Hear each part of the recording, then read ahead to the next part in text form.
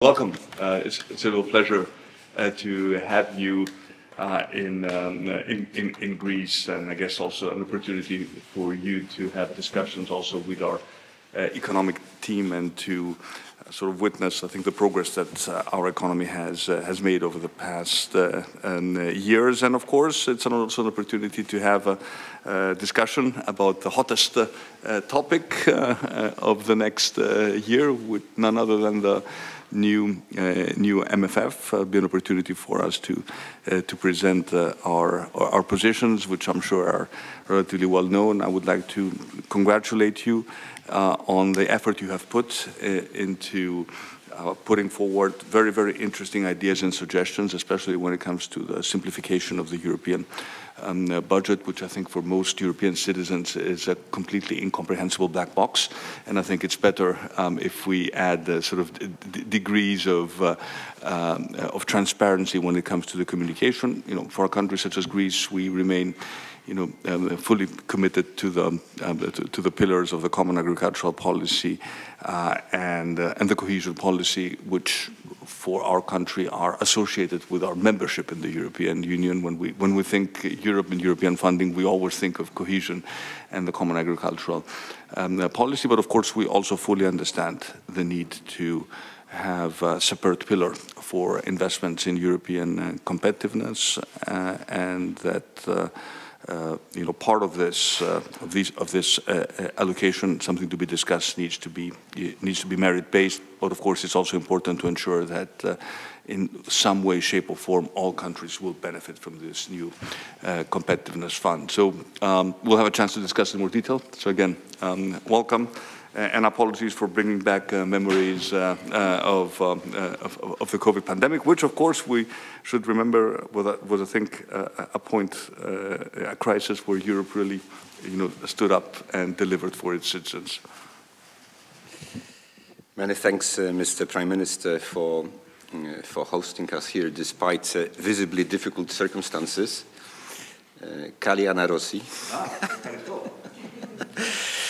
Indeed, as you said, our delegation came to Athens to present the proposal of the Commission for another long-term budget of almost 2 trillion euros for the period after 2027. And we indeed would also appreciate your suggestions and would listen to the concerns that you might have with that proposal.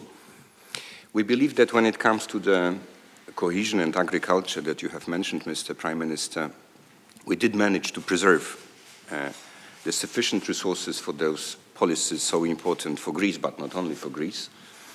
But at the same time, we put the emphasis on what we believe we must do in the current geopolitical context. We definitely need to invest more into competitiveness, but also into our defense and security.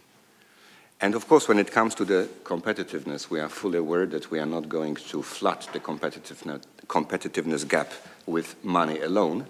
We should rather concentrate primarily on simplification and reduction of the administrative burden, but money is also necessary.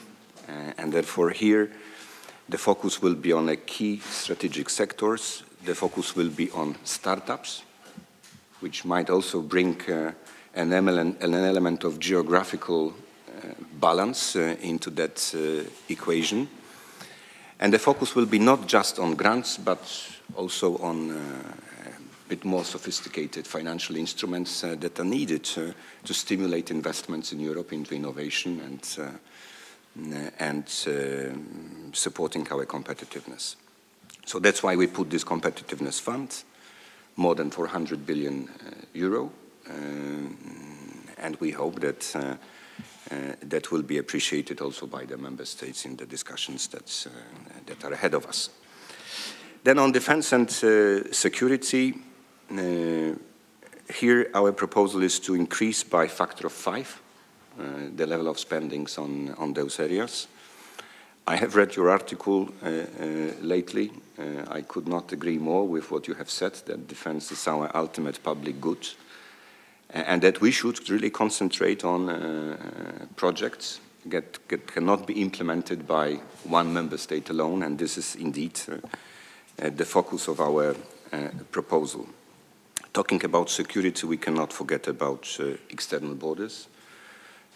So here as well, we propose to increase funds by a factor of 3 for the protection of external borders and for management of migration.